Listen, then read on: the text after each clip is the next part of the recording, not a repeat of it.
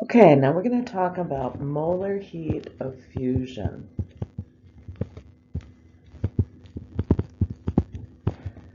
So this is revisiting chapter 6, thermochemistry.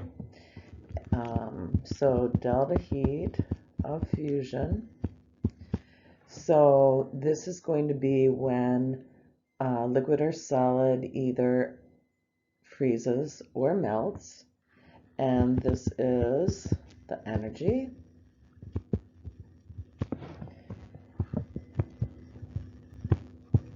That's required to melt 1 mole of a solid substance.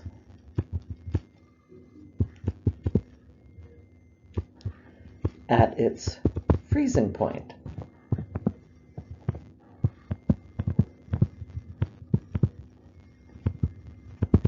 And like other delta H's, these have been determined experimentally and may be looked up in a table.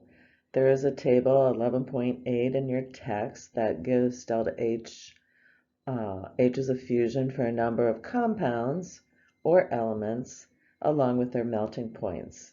And we can calculate delta heats of fusion based on the number of moles of substance we have and the delta H of fusion. Or I should say we can calculate delta H. And remember, at constant pressure, delta H equals Q, and Q can then be calculated by the number of moles, so N here equals number of moles times the delta H of fusion in this case. Or we could calculate the delta H of vaporization. But here we're calculating between liquid and solid phases. Okay, so another way to calculate this is using the molar heat capacity.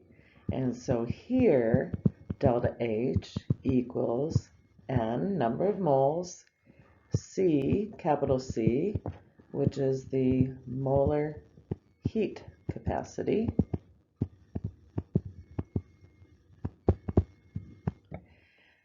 times delta T. And this will give us kilojoules. As would this, because delta heats of fusion are in kilojoules per mole.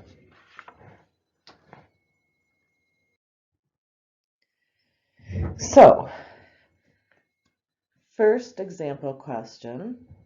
A Zamboni spreads 855 liters of water on the surface of a hockey rink. And we are designating the system as the water. What is the sign of delta H as it freezes? So this means you have to think about endothermic and exothermic processes again, because we're talking about heat transfer. So if that water is spread on the ice and it's going to freeze, is the intention, is that water going to absorb heat from the surroundings or give off heat to the surroundings? So if it's going to freeze, it has to get colder. So this is going to be an exothermic process. It is going to give off heat to its surroundings when it freezes.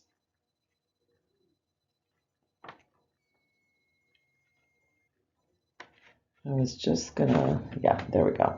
Okay, so our delta H then, which we're going to calculate eventually here, is going to be negative, or some negative value. So what quantity of heat is lost then when this 855 liters of water freezes at its freezing point, which is 0 degrees Celsius. Okay, so in order to calculate this, Q equals N times the molar heat capacity times delta T.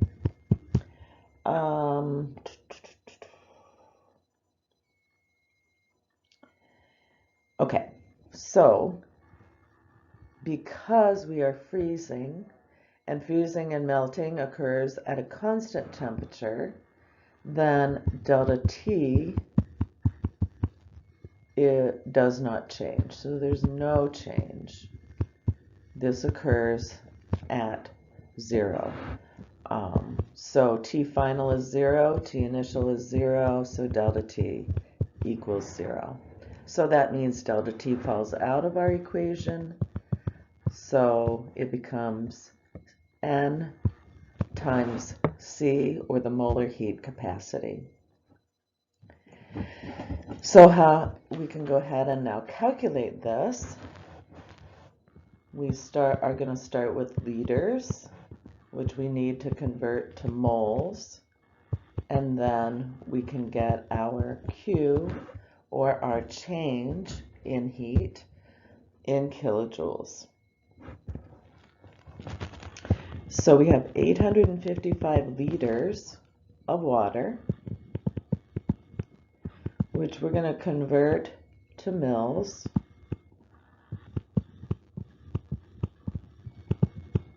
And then use the density of water to convert to mass. And then we'll use the molar mass of water to convert to moles. And then we can use our molar heat capacity, which we looked up in a table, or you would be given,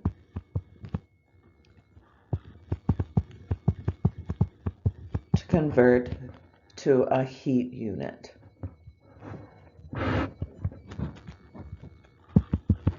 And when we do this math, we get 2.85 times 10 to the 5th kilojoules of heat lost.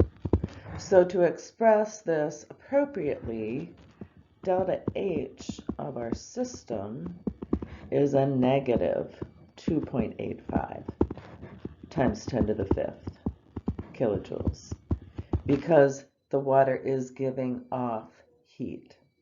Okay? So now we're going to work on a different problem that is going to combine using the molar heat capacities, but also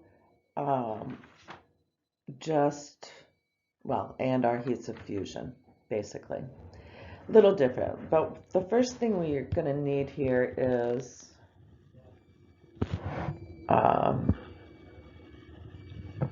graph, and the y-axis is going to be temperature in degrees Celsius and heat added along the y-axis. And we're going to start at what I'm going to call point A, and this is at negative 18 degrees Celsius. So we have frozen snow. So essentially what we're going to do is we're going to go winter camping. And today actually is April 13th, and we have about 6 inches of snow on the ground after Easter yesterday. And we're going to melt snow to make soup.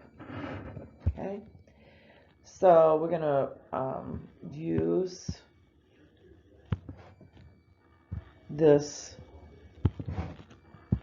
graph, and this is going to be 100 degrees Celsius.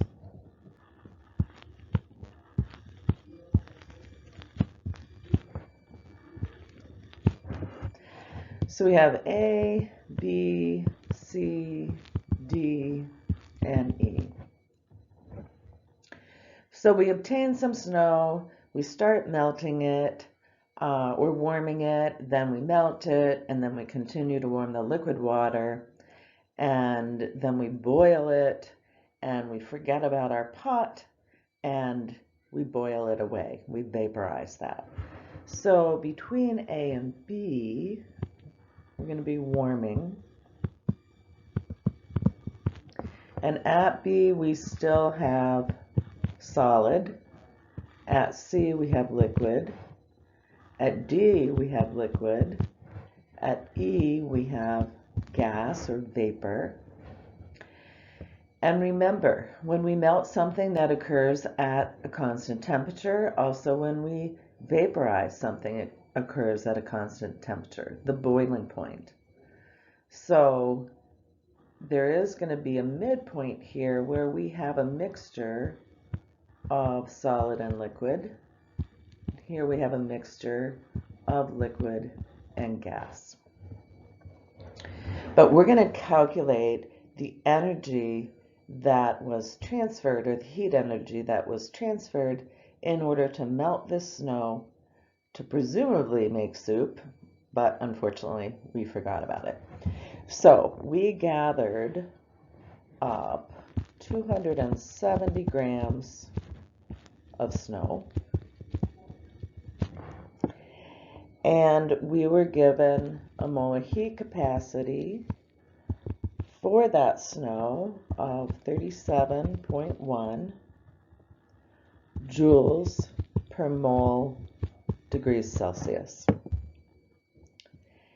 So we want to calculate in this step the warming from 18 degrees to 0 degrees Celsius. So in this step, the first thing we need to do is convert our mass in grams to moles, again using the molar mass of water. And we have 14.98 moles of snow. Okay. Again, we are going to have a delta T here because we're warming from minus 18 degrees Celsius to 0. So T final is 0 degrees Celsius minus a negative 18, which gives us a positive 18 degrees Celsius. So Q for this step is the number of moles, 14.98 moles, times our molar heat capacity of 37.1 joules per mole degrees Celsius times 18, sorry, I should have had a 0 there, 18 degrees Celsius. So Q for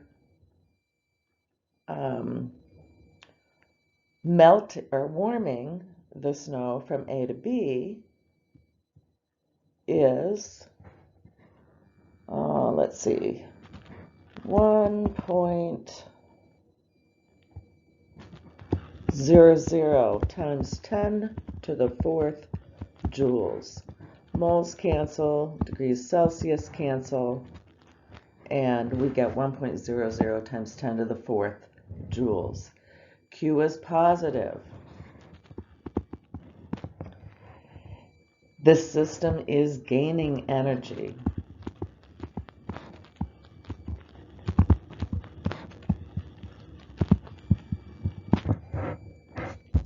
As it warms up. Now we want to, and I'm going to put the next step on here too, we want to melt that snow. So now we're going to calculate Q for moving from B to C, or that melting process. This requires the molar heat of fusion.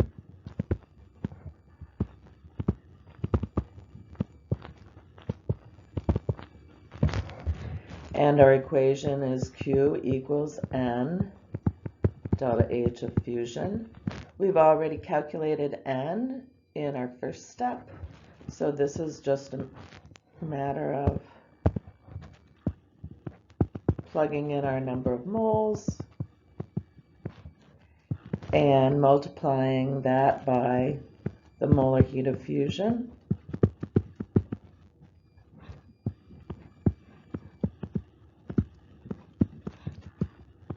Sorry, moles are there. And heat flow into the system then, this is still endothermic, is a positive 90.0 kilojoules. So now we've melted our snow and we have all liquid. So our next step is going to be warming that from C to D. So from C to D, we are warming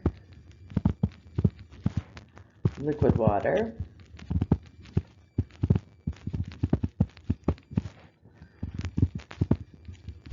from 0 degrees Celsius, to 100 degrees Celsius. Here again, we're going to use the molar heat capacity. We're given C mole for liquid water, and that is 75.3 joules per mole degrees Celsius. Again, here we'll have a delta T because we are changing temperature. T final is 100 degrees minus 0 degrees Celsius. So we get 100.0 degrees Celsius is our delta T. So Q here equals N, C mole delta T, which equals 14.98 times 75.3 joules per mole degrees Celsius times delta T of 100 degrees Celsius. Degrees cancel, moles cancel, and Q in joules then is 1.13 times 10 to the 5th joules. So that's the amount of heat required or absorbed to raise the temperature of that water from 0 degrees to 100 degrees Celsius. Now we need to boil, or we're going to boil or vaporize our liquid water. So we're going to turn it from, it's going to be converted from liquid to a gas here at the boiling point.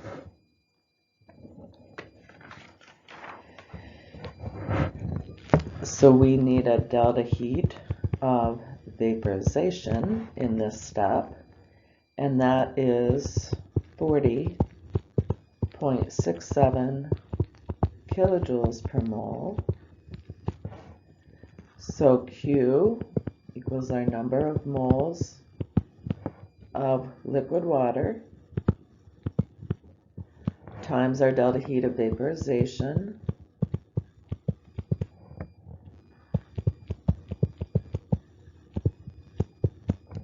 moles cancel,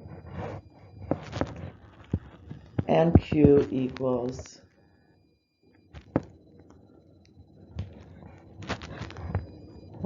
600 and, oh, that should have been 8, sorry.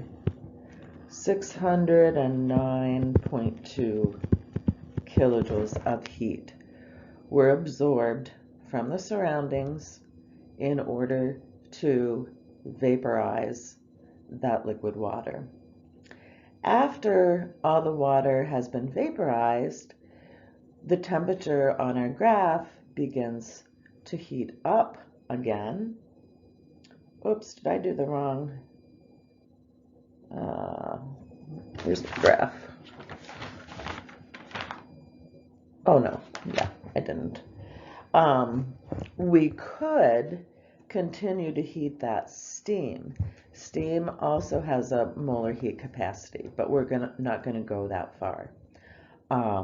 So we have completely boiled our pan of water dry, and all of our snow that we melted has now vaporized. Okay, so now we're going to summarize the steps that we just went through and talk about kinetic and potential energies that are associated with those. But I want to know how much heat overall was consumed or absorbed in order to convert that solid ice to gaseous vapor. And to do that, we apply Hess's law. So we're just going to add each of those steps together, and I've just rounded off the kilojoules associated with each step to simplify things here. So we just add up the kilojoules. And in order to convert that 14.98 moles of snow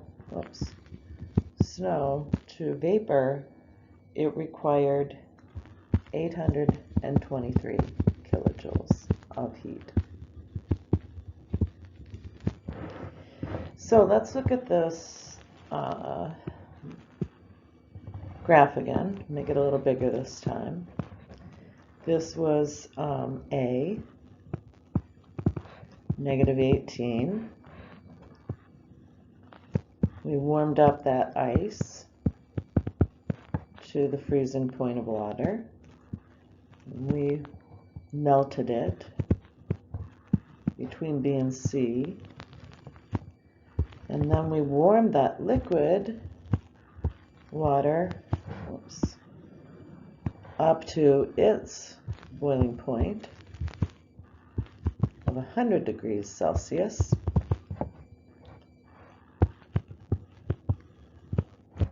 Okay. So from A to B, we are warming again. Warming that snow.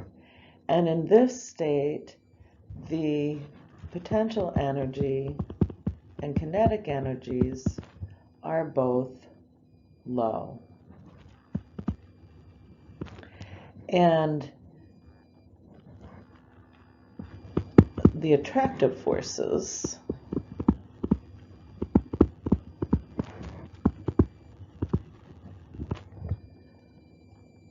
are strong enough to hold those molecules in place. So they're holding H2O molecules in place.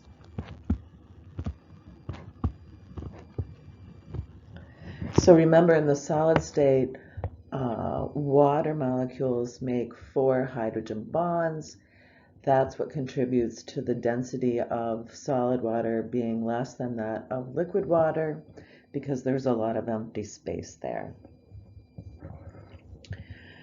So that's what's occurring during warming. From B to C, then we are melting. And this requires that some of those attractive forces have to be overcome. Okay, so the heat energy here that's being absorbed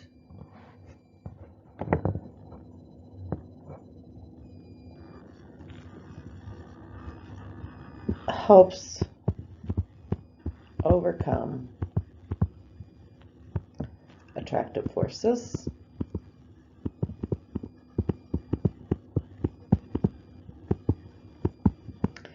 as that solid melts to the liquid.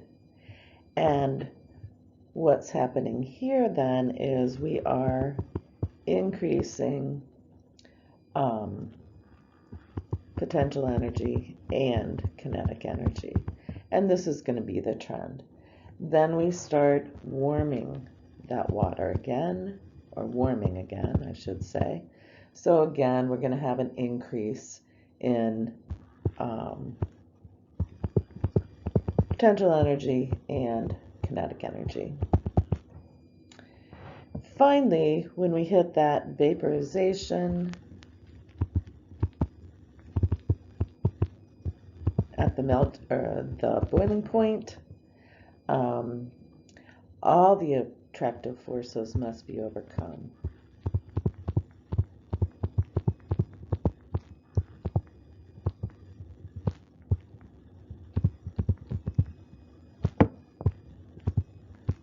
Because remember, gaseous molecules want to be as far away from each other as possible. Okay, so here too, we're also increasing potential and kinetic energies.